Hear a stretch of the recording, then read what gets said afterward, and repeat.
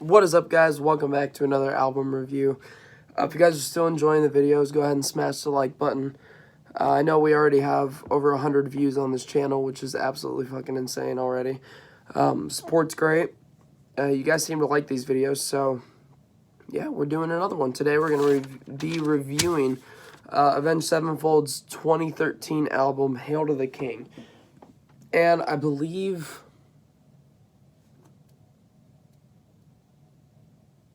this is their 7th album. I believe it's their 6th studio album. I don't know that Diamonds in the Rough was studio until 2020. But I figured I would pull out my old Hail to the King t-shirt.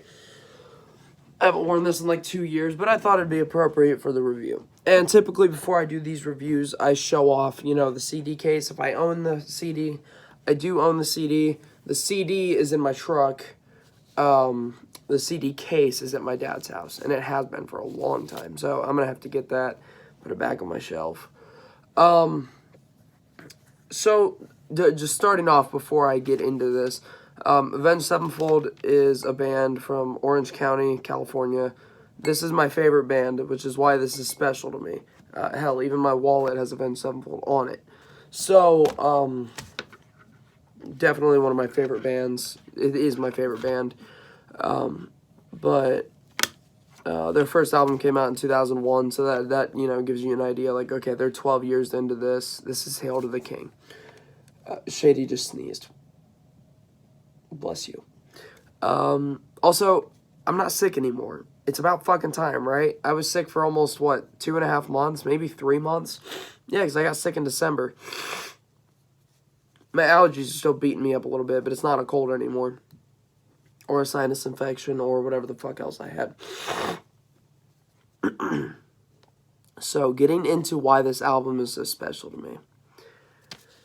Hail to the King, the title track, is honestly the first ever song I heard by Avenged Sevenfold, and I thought it was really special. I heard it when it first came out in 2013, and I heard it on the radio on our local rock station. And I thought it was really good. And, you know, I didn't think to look up the band because I was, what? It was 2013. I was 7. No, I was 9. God, that's terrible math. I was 9 years old.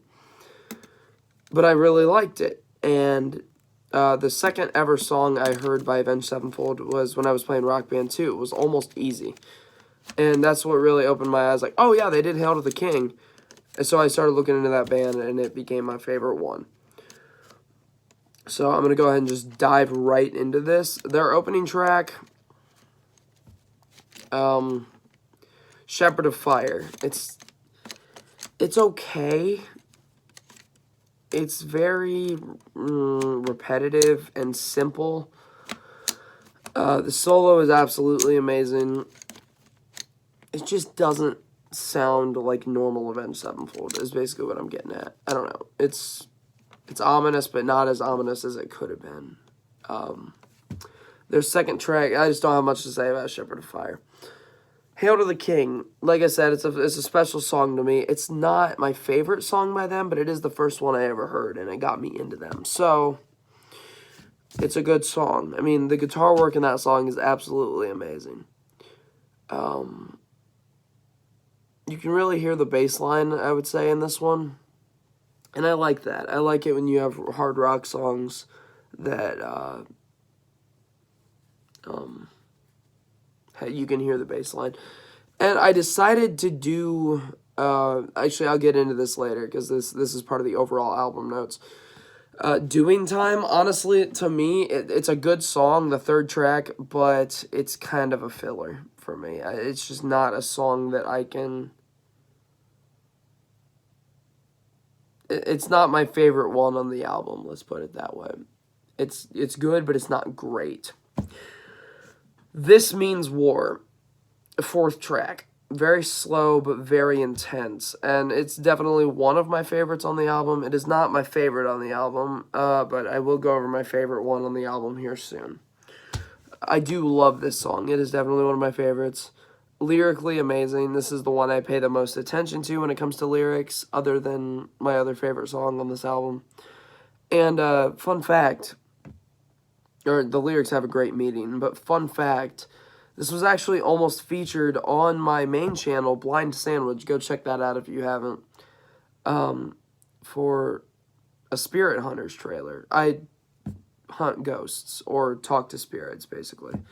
You know, like Ghost Adventures. We bought some of that equipment. Actually, I even have some of it right here. Got the EVP with me. So yeah, if you like that kind of shit, go check it out on my main channel, Blind Sandwich. I might link it in the IP down below. If you guys are into that type of stuff, go check it out. So this song, this is a weird song for me because this song not only fed my depression back in like freshman year, but it also helped me get over my depression freshman year and move on with my life, which I really needed because things came crashing down. Fifth track, Requiem. Very, very creepy opening. I believe it's, I'm not gonna guess. It's just very evil sounding song. It's slow and simple, but so good. There is something about this album that, and I'll go over this again probably in the overall album notes, but there's something about this album. They took simplicity and perfected it. Most bands, when they go simple with an album, it just sounds shit. Like it's not their normal sound. It's bad. I kind of get that vibe here, but it's not bad. Like, it's actually good music. I love the lyrics in this one. Solo is also simple but good. The bridge is fucking terrifying and chilling at the same time. It is so good. Absolutely amazing.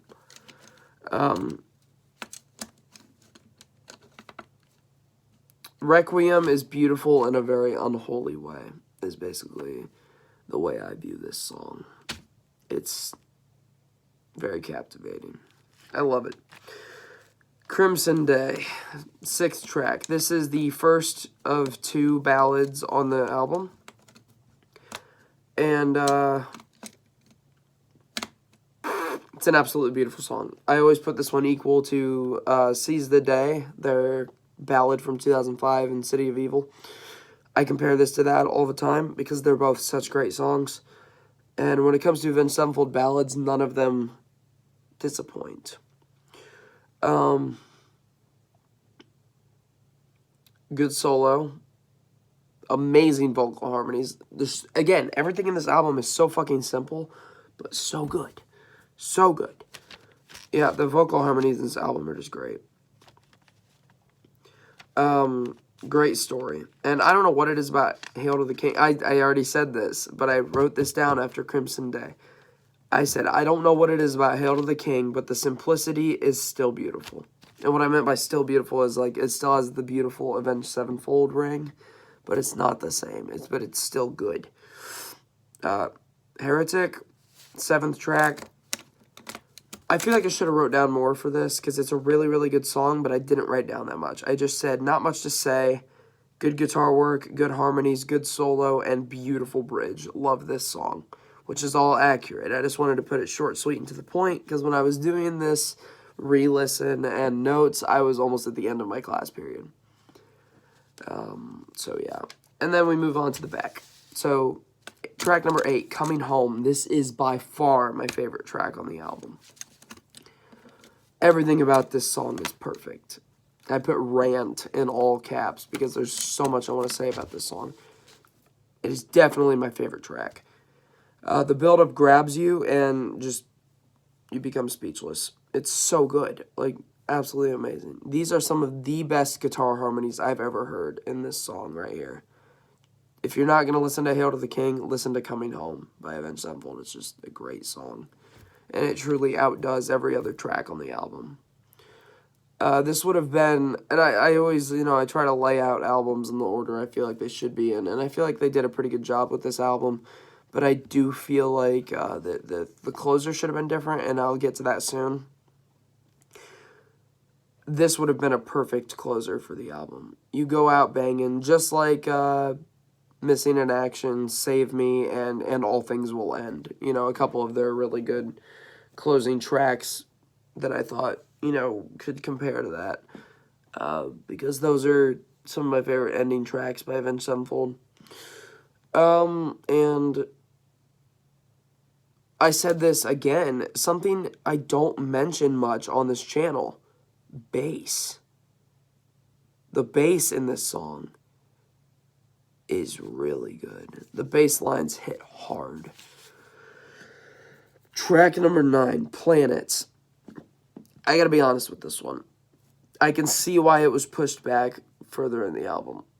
I feel like if it was put somewhere in the middle, it would have been a little better. Because this is not my favorite song on the album by far.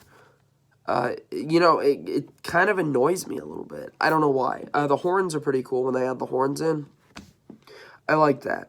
But I feel like this album, and judging by the name as well, but the style of this song, I think it belongs in their next album, The Stage, from 2016. But it still sounds good. Still a good song. Acid Rain, the closer. It's actually a ballad. They ended their album with a ballad, which I think they only did. I don't know if I consider Shattered by Broken Dreams a ballad. Their first album, I guess. And then they did Dear God and their self-titled, and this was their third ballad closer. It's a pretty emotional song. That's pretty much all I had to say for it. And then at the end, you can hear rain for about 2.5 minutes. It's like, okay. Could have shortened that down to like 20 seconds and it would have been better. That's my opinion on that. Time for overall album notes. This is where it gets pretty interesting because I've said that I really like this album, but I gotta be honest with the overall album notes. First thing I said was great album. Very true. I love it. And to be honest, this is not as high on the list for me as their other ones, but it's just as good. It's just a different style. Very relaxed drums in a lot of places. I like Aaron. I liked their drummer, Aaron, when they had the Hail to the King era, but as a guy, but maybe not so much as a full-time Avenged Sevenfold drummer. It was very lackadaisical in this album. I put different. I think what I meant by that was it's just different from the normal style. Another thing I really wanted to touch on, because this has always been important to me, the Rev. The Rev is huge. He was honestly a huge influence on the music I listened to. The reason I got into Mr. Bungle. And I don't know, he was just an all-around amazing guy, and he passed away in 2009. In the middle of their, to me, one of my favorite albums by them, Nightmare. So, this was their first album they did completely alone without the Rev. And I feel like that's what really changed their music style, is losing Jimmy. Because, honestly, if I'm coming straight out, a lot of their stuff was just so much better than, what it was after the Rev died. And that leaves me with my final overall album rating, a 72 out of 100. So, a 7.2 out of 10. So that's not bad, but it's just not as good as their other studio albums. So I'm going to leave that at that, and I love this work. It was very simple, but very beautiful at the same time, and I love this album. So I hope you guys have a good night, and enjoy everything else that's coming your way.